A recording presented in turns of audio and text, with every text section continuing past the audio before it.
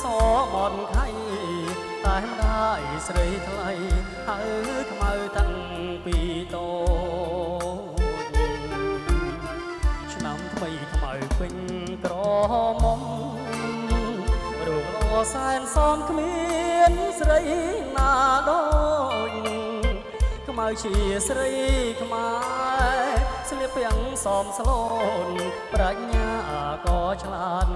ស្ដាប់ពាក្យម៉ែអើយថ្ងៃនេះបនចូលឆ្នាំថ្មីបងឃើញខ្មៅស្រីអូ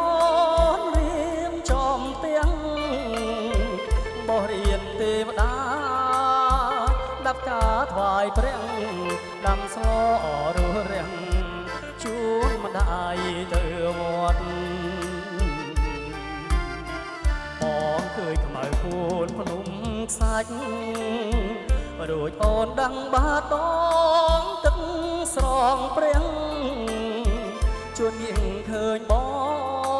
ងញញឹមសែនស្រស់អូនខ្មៅ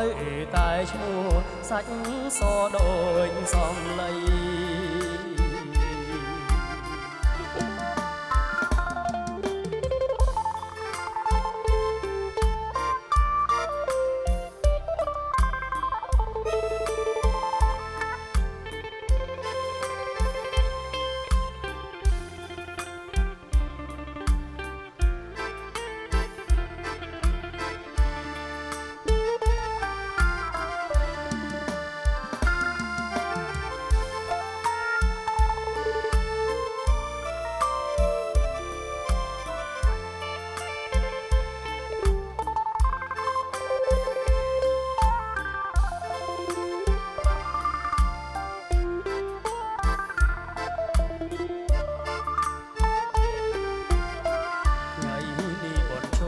ឆ្នាំថ្មី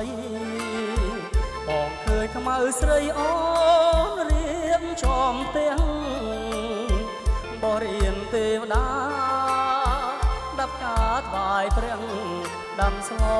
រស់រាំងជួនម្ដាយទៅវត្ត